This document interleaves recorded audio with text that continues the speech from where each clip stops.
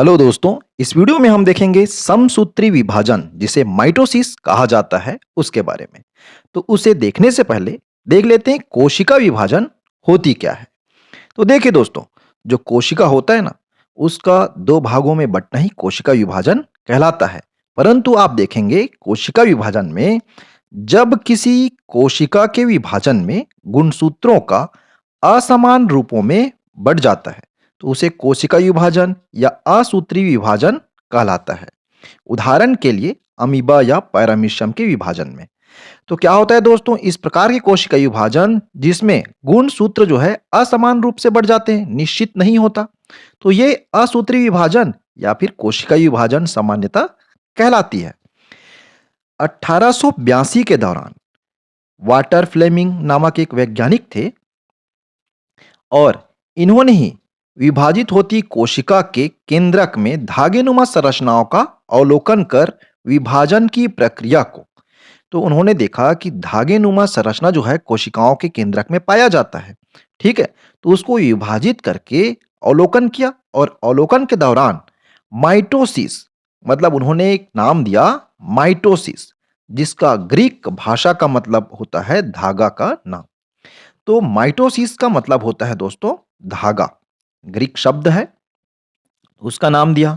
और हमारे तथा अधिकांश जीवों के कोशिकाओं के केंद्रक में डीएनए, डीएनए का फुल फॉर्म होता है deoxy ribo nucleic acid, DNA पाया जाता है केंद्रक में, है ना। तो ये जो है एक अनुवांशिक पदार्थ होता है दोस्तों, जिसमें अनुवांशिक गुण पाए जाते हैं और डीएनए नामक अनुवांशिक पदार्थ होता है और धागे के जैसे डीएनए के टुकड़े प्रोटीनों पर लिपटे हुए होते हैं। इस प्रकार बनी पूरी संरचना को गुणसूत्र कहा जाता है। क्या कहा जाता है? डीएनए को एक प्रकार से गुणसूत्र कहा जाता है। अब गुणसूत्र किसे कहते हैं दोस्तों? गुणसूत्र ऐसी एक व्यवस्था या ये कहें, गुणसूत्र जो है उस प्रकार की व्यवस्था है जिसमें ये जो है पीढ़ी दर पीढ़ी, मतलब मात्र कोशिकाओं से अपने संतति कोशिकाओं में आगे बढ़ती है। इसे ही गुणसूत्र कहा जाता है। अब आइए देखते हैं माइटोसिस के बारे में। तो आइए दोस्तों देखते हैं समसूत्री विभाजन के बारे में। तो समसूत्री विभाजन को ही माइटोसिस कहा जाता है इंग्लिश में। जब कोशिका विभाजन में बनने वाली संतान कोशिकाओं में गुणसूत्र की संख्या अपनी मात्र कोशिकाओं के बराबर होती है, तब इसे समसूत्री विभाजन कहा जाता है। उदाहरण के लिए आप देखेंगे हमारे शरीर की प्रत्येक कोशिका जिसमें 46 गुणसूत्र है और समसूत्री विभाजन के बाद बनी कोशिकाओं में भी इतने ही गुणसूत्र होते हैं। तो हमारे जो शरीर के कोशिकाएं हैं दोस्तों, आप सभी ने देखा होगा, जैसे त्वचा, जैसे उंगली है ना। तो उंगली की कोशिका कहीं पर चोट लगती है तो आप देखते हैं उसी प्रकार की कोशिका में वृद्धि होती है और सेम टू सेम, मतलब उसी के ही जैसे कोशिकाओं के द्वारा वो चोट जो लगी हुई होती है वो भर जाती है। उसी प्रकार आपने हमारे शरीर के दूसरे अंगों में भी देखा होगा, उसी प्रकार की कोशिका होती है ना, और उसी प्रकार की विभाजन होती है। इसे ही समसूत्री विभाजन कहते हैं। ये एक समान ही दोस्त होती है दोस्तों, जैसे एकदम क्लोन, सेम टू सेम होती है, कोई बदलाव उसमें नहीं होता, क्योंकि जो बनने वाली जो कोशिका होती है उसमें भी 46 गुणसूत्र ही मौजूद होते हैं। अब देखिए, बहुत से जीवों में समसूत्री विभाजन के द्वारा लैंगिक जनन भी होता है। तो बहुत सारे ऐसे जीव हैं जिनमें लैंगिक जनन भी इसी समसूत्री विभाजन के द्वारा होता है, जिसके अंतर्गत आप देखेंगे मुकुलन प्रकार की लैंगिक जनन, विखंडन या कलम लगाना, ये सभी अलैंगिक जनन है। इसके अंतर्गत आप देखेंगे इसमें नर या मादा की आवश्यकता नहीं होती, है ना। तो ये क्या कहते हैं? अलैंगिक जनन के अंतर्गत आते हैं, जिसमें आदि प्रकार की जनन क्रिया समसूत्री विभाजन के द्वारा होती है। तो मुकुलन, विखंडन या कलम लगाना, है ना, इनके बारे में मैंने पहले ही वीडियो में आप सभी को जानकारी दे दिया है। तो ये सभी जो है समसूत्री विभाजन के द्वारा होती है। तो समसूत्री विभाजन जो होता है ना, इसकी संपूर्ण प्रक्रिया 2 चरणों में पूर्ण होती है और प्रथम चरण के अंतर्गत आप देखेंगे, प्रथम चरण में कोशिका के केंद्रक का विभाजन होता है। क्या होता है? कोशिका के केंद्रक का विभाजन। द्वितीय चरण में कोशिका द्रव्य का विभाजन होता है और इस प्रक्रिया में अंततः मात्र कोशिका पुत्री कोशिका में बदल जाती है। मतलब जो मुख्य मदर सेल जो होता है ना, वो जो है बदल करके 2 पुत्री कोशिकाओं में क्या हो जाती है? बदल जाती है। इसी प्रकार से समसूत्री विभाजन होती है दोस्तों। समसूत्री विभाजन में आप देखेंगे केंद्रक विभाजन 4 प्रकार से पूर्ण होती है, जिसमें पहला जो है उसे हम पूर्व अवस्था के नाम से जानते हैं। पहला जो है क्या किसके नाम से जानेंगे? पूर्व अवस्था, जिसके अंतर्गत आपको देखने को मिलेगी, आपको यहाँ उलझी हुई संरचना जो दिखलाई पड़ रही है ना? जिसे हम क्रोमैटिन या गुणसूत्र कहते हैं। क्या कहते हैं? क्रोमैटिन या गुणसूत्र कहते हैं।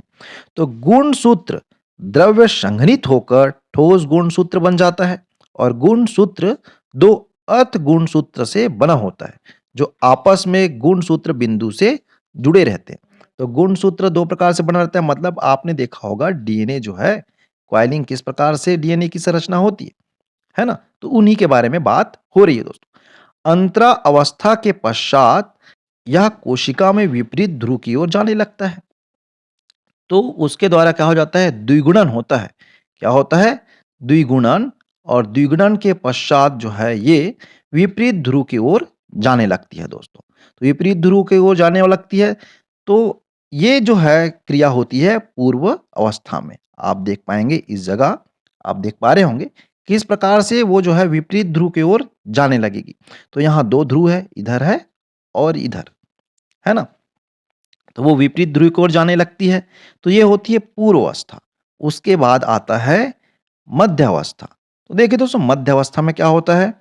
मध्य अवस्था में आपको देखने को मिलेगी तर्कु तंतु गुणसूत्र के गति बिंदु से जुड़े रहते हैं। तो इसमें ये है मध्य अवस्था। इसमें किस प्रकार से गुणसूत्र के गति बिंदु से जुड़े हुए हैं, आपको दिखलाई पड़ रही होगी, है ना? और गुणसूत्र मध्य रेखा की ओर जाकर मध्य अवस्था पट्टिका पर पंक्तिबद्ध होकर ध्रुवों के तर्कु तंतु से जुड़ जाते हैं। तो आपको दिख पा रही होगी ये ध्रुव है, इधर और इधर। यहाँ से ये जो है तर्कु तंतु है, इससे जो है किस प्रकार से वो बीचों बीच आपको दिखलाई पड़ रही है, जुड़ जा रही है। इसी वजह से इसे मध्य अवस्था कहा जाता है। मध्य अवस्था के बाद आता है दोस्तों पश्च अवस्था। तो देखिए पश्च अवस्था में क्या होता है?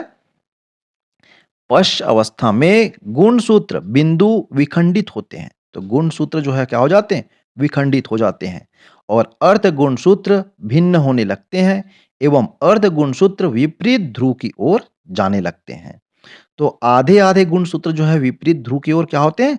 जाने लगते हैं। तो देखिए इस ओर जो है आधे गुणसूत्र आ गए और इस ओर जो है आधे गुणसूत्र आ गए। जिसे इंग्लिश में हम एनाफेस के नाम से भी जानते हैं। ठीक है? इसी के जो है एनाफेस कहा जाता है। एनाफेस के बाद आता है दोस्तों टेलोफेस, जिसे अंत्य-अवस्था कहा जाता है। तो देखिए अंत्य-अवस्था जिसे कहा जाता है टेलोफेस, और इसी के अंतर्गत क्या होता है? गुणसूत्र विपरीत ध्रुव की ओर एकत्रित हो जाते हैं और उनकी पृथक पहचान समाप्त हो जाती है। वो जो है अलग-अलग चले जाते हैं और गुणसूत्र समूह के परितः केंद्रक झिल्ली का निर्माण हो जाता है। केंद्रिका, गोलिकाकाय व अंतःद्रव जालिका का पुनर्निर्माण हो जाता है दोस्तों।